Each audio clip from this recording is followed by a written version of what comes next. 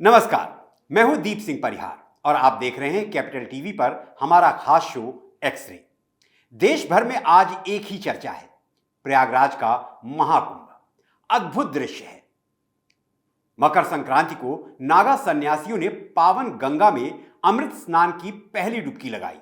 नागा सन्यासियों का अमृत स्नान देश भर से महाकुंभ में पहुंचे श्रद्धालुओं के लिए एक कौतूहल का विषय था। कौतूहल इसलिए क्योंकि नागा सन्यासियों का अमृत स्नान महाकुंभ का सबसे बड़ा आकर्षण होता है। नागा सन्यासी यूं ही जाकर त्रिवेणी में डुबकी नहीं लगा लेते, उसके लिए वो बहुत तैयारी करते हैं और वो खास तैयारी मकर संक्रांति को दिखाई दी। आमतौर पर महिलाओं द्वारा किए जाने वाले श्रृंगार की संख्या 16 होती है, जबकि नागा सन्यासी अमृत स्नान के लिए 21 श्रृंगार करते हैं। नागा सन्यासियों के इष्ट देव महादेव हैं। माना जाता है कि महादेव खुद 21 श्रृंगार करते हैं और इसलिए उनके परम भक्त नागा सन्यासी भी 21 श्रृंगार करके अमृत स्नान करते हैं। और मकर संक्रांति को पूरे देश ने नागा सन्यासियों का 21 श्रृंगार देखा। पावन गंगा में उनके अमृत स्नान की पहली डुबकी देखी। दीक्षा की दिगंबर वेशभूषा, नाखूनों से लेकर शिखा तक भभूत से नहाए हुए, जटाजूट की वेणी, आंखों में सूरमा, हाथों में चिमटा, होठों पर सदाशिव का उद्घोष, हाथ में डमरू, त्रिशूल और कमंडल धारण किए हुए नागा सन्यासियों के त्रिवेणी तक पहुंचने का वो महान दृश्य था। महाकुंभ का पहला अमृत स्नान पुष्य और पुनर्वसु नक्षत्र में आरंभ हुआ। परंपरा के अनुसार हर पूजा अर्चना का शुभारंभ भगवान श्री गणेश की आराधना से होता है, क्योंकि गणपति को प्रथम पूज्य भगवान कहा जाता है। नागा साधुओं ने भी सबसे पहले गणपति पूजन किया। उसके बाद आदि योगी शिव के स्वरूप में नागा साधुओं ने खुद को सजाया। पूरे शरीर पर भस्म लगाया, चंदन का लेप लगाया, हाथों और पैरों में चांदी के कड़े पहने, पंचकेश यानी जटा को 5 बार घुमाकर सिर पर लपेटा, रोली का लेप लगाया, अंगूठी, फूलों की माला, हाथों में चिमटा, डमरू, कमंडल, माथे पर तिलक, आंखों में सूरमा, लंगोट और गले में रुद्राक्ष की माला धारण करने के बाद नागा साधुओं ने प्रस्थान किया। नागा सन्यासियों के 21 श्रृंगार दिखावे के लिए नहीं होते। हर एक श्रृंगार का एक मतलब होता है। नागा साधुओं के नख से शिखा तक के श्रृंगार के साथ ही मन का भी श्रृंगार अति आवश्यक होता है। नागा साधु जो भी शरीर पर श्रृंगार करते हैं वो उनके इष्टदेव महादेव से जुड़ा हुआ है। मैं आपको हर एक श्रृंगार का मतलब बताता हूं। भभूत, नागा साधु सबसे पहले पूरे शरीर पर भभूत मलते हैं। भभूत जो क्षण भर के जीवन की सत्यता का परिचय कराती है। चंदन, विषपान करने वाले देवों के देव महादेव को चंदन का लेप लगाया जाता है, इसलिए नागा साधु भी हाथ, माथे और गले में चंदन का लेप लगाते हैं।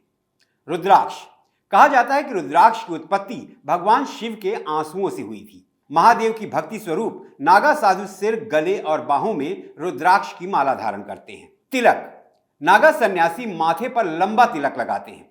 उनके माथे पर लंबा तिलक महादेव की भक्ति का प्रतीक होता है।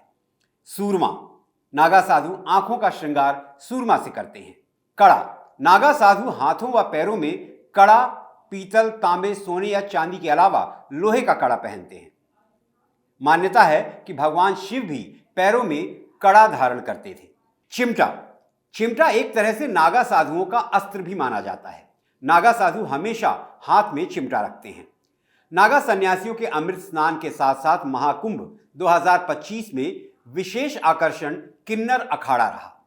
महाकुंभ के किन्नर अखाड़े का अमृत स्नान इतिहास में पहली बार हुआ।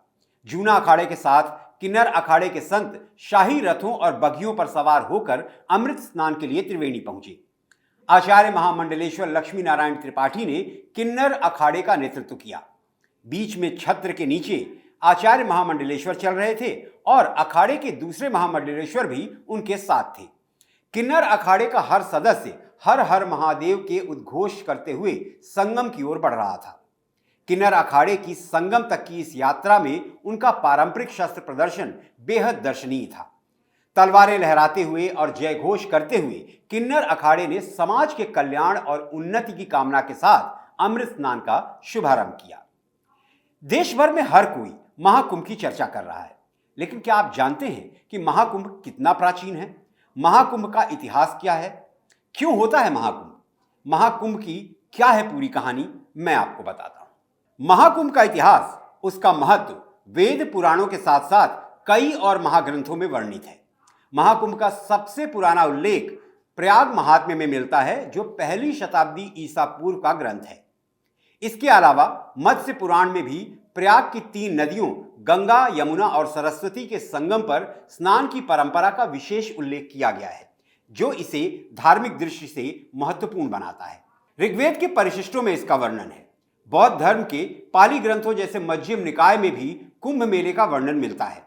महाभारत के अनुशासन पर्व में संगम में स्नान को मोक्ष का मार्ग बताया गया है।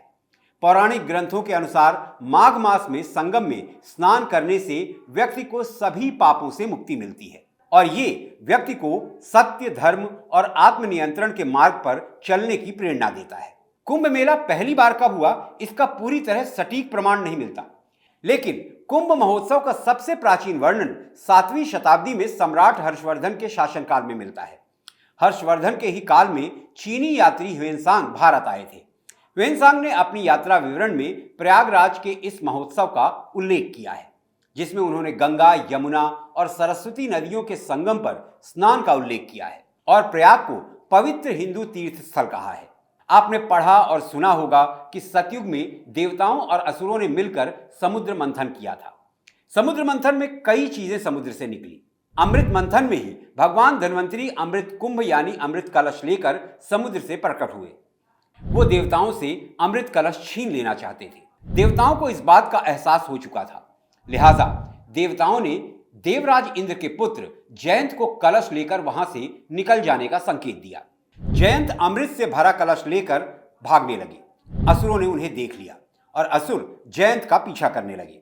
पुराणों में उल्लेख है कि अमृत कलश को पाने के लिए देवताओं और दैत्यों के बीच 12 दिन तक भीषण युद्ध हुआ और एक मान्यता ऐसी भी है कि देवताओं का एक दिन मानव जाति के 12 वर्षों के बराबर होता है। जब युद्ध चल रहा था तब अमृत कलश कई बार आकाश में उड़ जाता था और इसी दौरान अमृत कलश से अमृत की कुछ बूंदें धरती पर गिरी। अमृत की बूंदें प्रयागराज, हरिद्वार, उज्जैन और नासिक में गिरी और यही वजह है कि इन चारों पवित्र स्थानों पर हर साल कुंभ और 12 साल बाद महाकुंभ का मेला लगता है। महाकुंभ का हिंदू धर्म में बहुत महत्व है। माना जाता है कि महाकुंभ में पावन गंगा में स्नान करने से पवित्र के पाप धुल जाते हैं। महाकुंभ में अमृत स्नान करने से मोक्ष की प्राप्ति होती है। इतना ही नहीं, कुंभ मेला आध्यात्मिक ज्ञान, सांस्कृतिक आदान प्रदान और सामाजिक समरसता का भी प्रतीक है। सिर्फ देश से ही नहीं, विदेशों से भी श्रद्धालु आध्यात्मिक ज्ञान और मानसिक शांति के लिए कुंभ मेले में शामिल होते हैं। तो आज के लिए एक्सरे रिपोर्ट में इतना ही। उम्मीद करता हूं कि महाकुंभ पर हमारी ये रिपोर्ट आपको पसंद आई होगी। आप हमारी इस रिपोर्ट पर अपनी राय जरूर दें। आप हमें सुझाव भी दे सकते हैं कि आप किस मुद्दे पर एक्सरे रिपोर्ट देखना चाहते हैं। आपके सुझाव पर हम एक्सरे रिपोर्ट लेकर आएंगे। और हाँ, प्लीज कैपिटल टीवी को सब्सक्राइब करें, वीडियो को लाइक करें और कमेंट करना ना भूलें। अब मुझे दीजिए इजाजत। आप स्वस्थ रहें, सुरक्षित रहें और सदा मुस्कुराते रहें। जय हिंद, जय भारत।